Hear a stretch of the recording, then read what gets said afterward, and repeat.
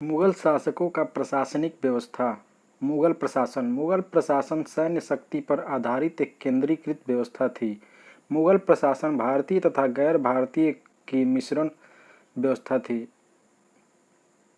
मुगलों का प्रांतीय शासन केंद्रीय शासन का ही रूप था।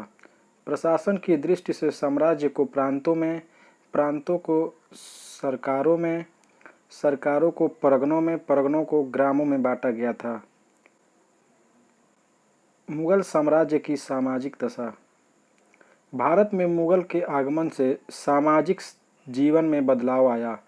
मुगल काल में सम्राट और उसका परिवार ही सर्वोपरि माना जाता था। दूसरे वर्ग में उलेमा, जो धार्मिक से संबंधित व्यक्ति थे, मुस्लिम, अमीर, अधीनस्थ, राज्यों के शासक, जमींदार इत्यादि आते थे। मध्यम वर्ग में अध्यापक, ज्योतिषी, कवि, कोतवाल, चौकीदार आदि आते थे। मुगलों के आगमन से पर्दा प्रथा और अधिक व्यापक हुआ। मुगल काल की संपन्नता का आधार किसानों एवं श्रमिकों की मेहनत ही थी, परंतु वही अपना जीवन गरीबी में व्यतीत करते थे। सांस्कृतिक एवं कलात्मक स्थिति। मुगल काल को उसके बहुमुखी संस्कृति के कारण भारतीय इतिहासकार द्वितीय क्लासिकी युग मानते हैं।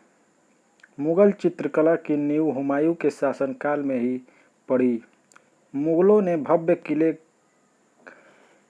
जैसे राजमहल, इमारतें, मस्जिदों आदि का निर्माण करवाया। मुगलों ने इमारतों को सजाने के लिए बहुमूल्य पत्थर जैसे नीलमणि, फिरोजा आदि पत्थरों का प्रयोग किया। सजावट की इस पद्धति को पियत्रा द्यूरा कहते हैं। कुछ इमारतों में अरबी भाषा में कुरान की आयतें देखने को मिलती हैं। आर्थिक स्थिति। मुगल काल में आर्थिक विकास में प्रगति हुई। व्यापार व वस्तु के निर्माण का विस्तार हुआ।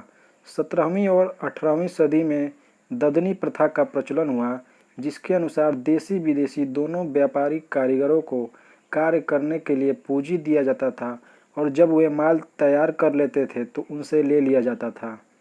अकबर ने गणित, खगोल विद्या, आयुर्विज्ञान, दर्शन जैसे विषयों के अध्ययन में उल्लेखनीय योगदान दिया है।